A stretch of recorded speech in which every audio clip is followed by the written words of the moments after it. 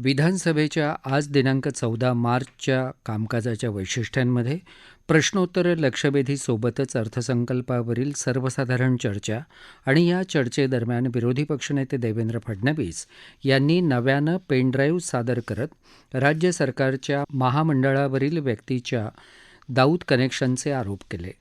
तर गृहमंत्री दिलीप वळसे पाटील यांनी मागील सप्ताहात सदनात विरोधकांनी उपस्थित केलेल्या चर्चेला उत्तर दिलं. हीच आजच्या कामकाजाची वैशिष्ट्ये सांगता येतील. विधानसभेत अर्थसंकल्पीय अधिवेशनाच्या तिसऱ्या आठवड्याच्या कामकाजाची सुरुवात सकाळी 11 वाजता प्रश्नोत्तराच्या तासानं झाली.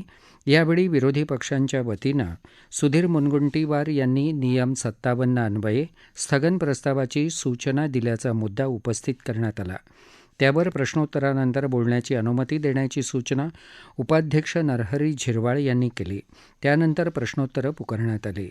भाजपा सदस्य समाधान आवताडे यांच्या इतर मागासवर्गीय विद्यार्थ्यांच्या वसतिगृहांच्या बाबतच्या प्रश्नाला उत्तर देताना बहुजन कल्याण मंत्री विजय वडेट्टीवार यांनी यासंदर्भात 4 जिल्ह्यात जागा उपलब्ध नसल्यानं त्रुटींची पूर्तता करून नव्यानं प्रस्ताव राज्य मंत्रिमंडळासमोर मंजुरीसाठी देण्यात येत असल्याची माहिती दिली. या संदर्भात राज्यात एकूण 36 वसतिगृहांच्या प्रस्तावाला मान्यता देण्यात आल्याची माहिती मंत्री वडेट्टीवार यांनी दिली.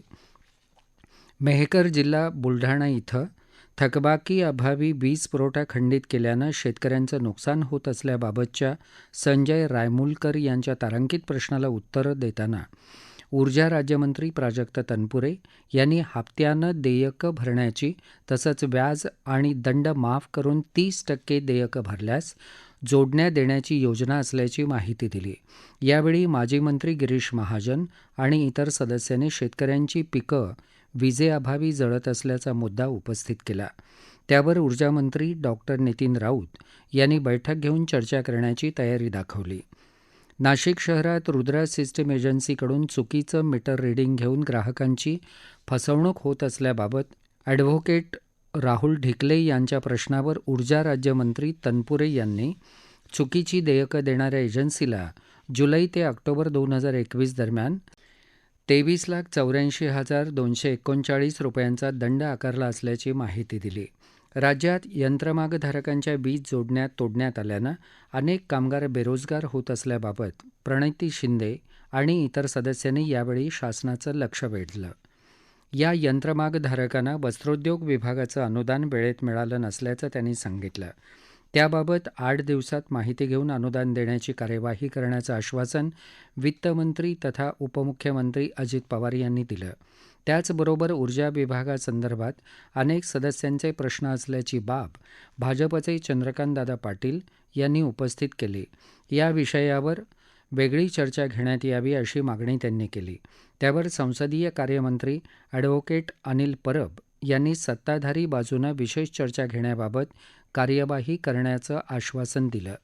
राज्यातील साखर कारखान्यांच्या विक्री व्यवहारात सुमारे 25,000 कोटींचे गैरव्यवहार झाल्याच्या समाजसेवक अण्णा हजारे यांच्या तक्रारीबाबत त्यांना सुरू असलेल्या चौकशीबाबत माहिती दिली जाईल अशी माहिती उपमुख्यमंत्री अजित पवार यांनी योगेश सागर आणि इतर सदस्यांच्या तारांकित प्रश्नाला उत्तर देताना सांगितलं.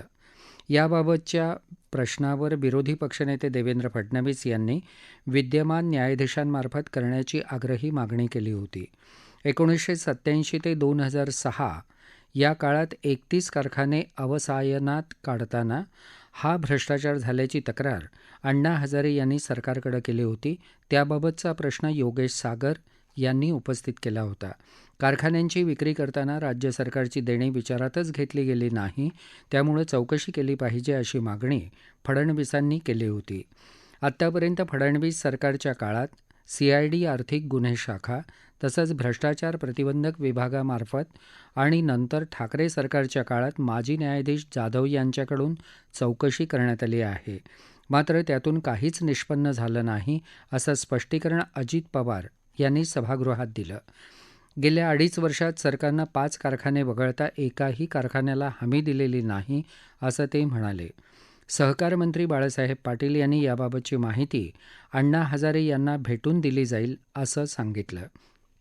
प्रश्नोत्तरांचा तास त्यानंतर संपल्याची घोषणा उपाध्यक्ष झिरवळ यांनी केली. त्यानंतर कागदपत्र सदनाच्या पटलावर ठेवण्याचं कामकाज घेण्यात आलं.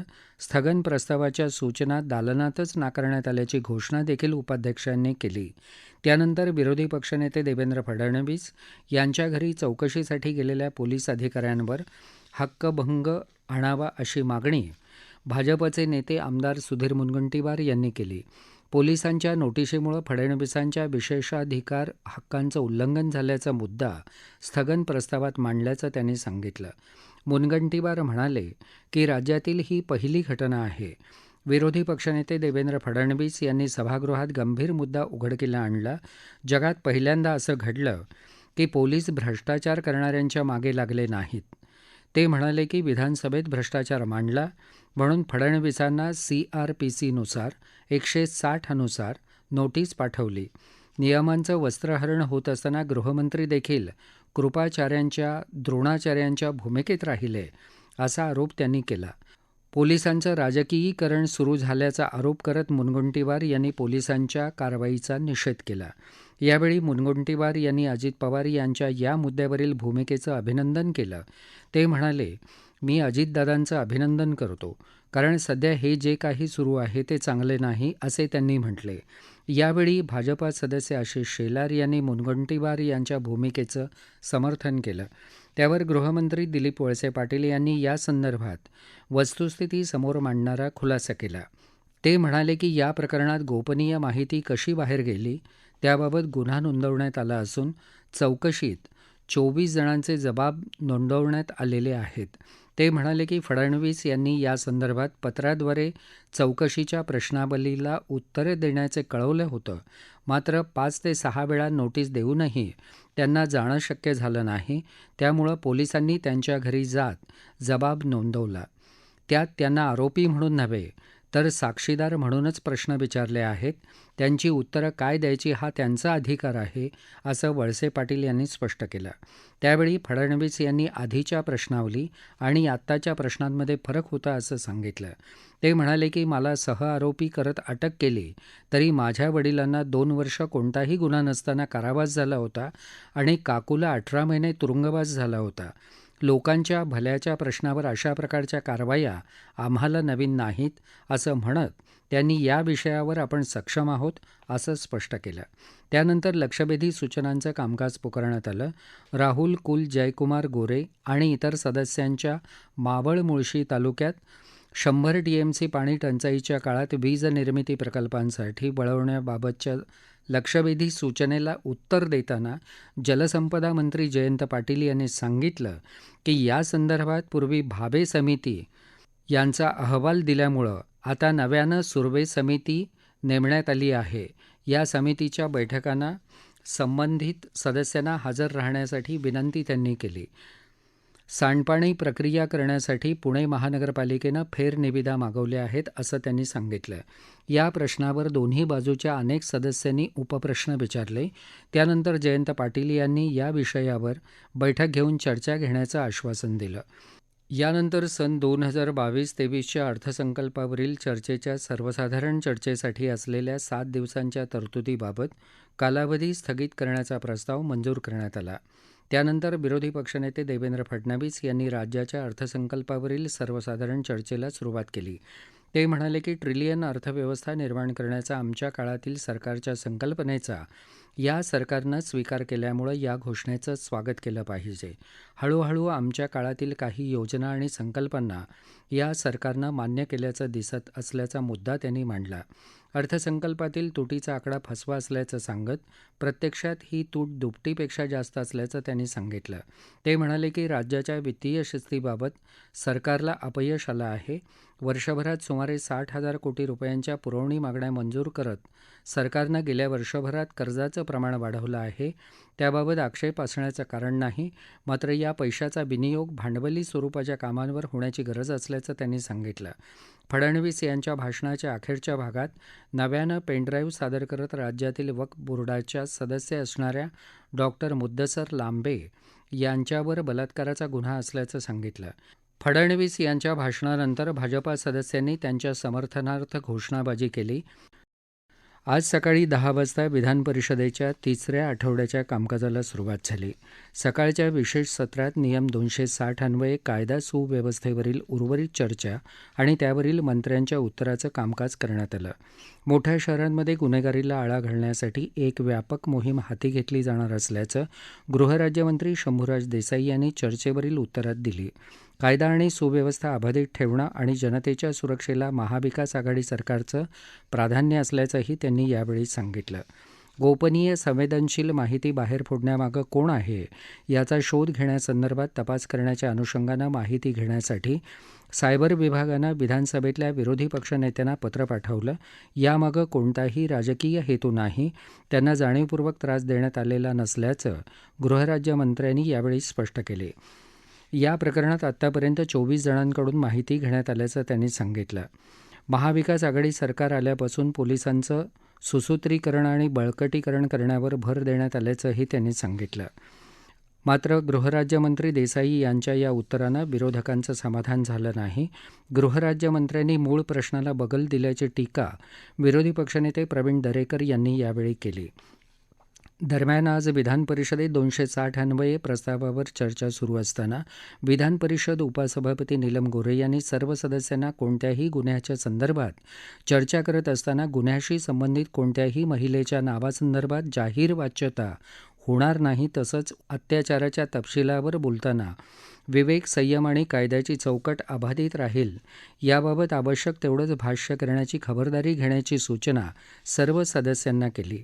विशेष सत्राच्या कामकाजानंतर दुपारी 12:15 वाजता सभागृहाच्या नियमित कामकाजाला सुरुवात झाली.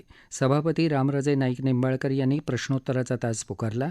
टीईटी म्हणजे शिक्षक पात्रता परीक्षेत गैरव्यवहार केल्याप्रकरणी आत्तापर्यंत 26 जणांना अटक करण्यात आली असून येत्या 8 दिवसात या प्रकरणी आरोपपत्र दाखल करण्यात येणार असल्याची माहिती गृहराज्यमंत्री सतेज पाटील यांनी यासंदर्भातील प्रश्नाला उत्तर देताना दिली.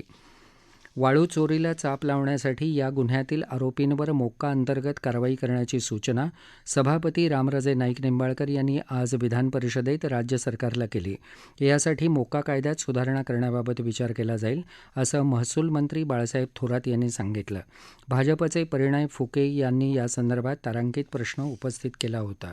समुद्र तसंच नद्यांमध्ये कोणत्याही प्रकारचं जलप्रदूषण होऊ नये यासाठी प्रदूषणाची नियमावली आणखी कडक करण्यात आली आहे.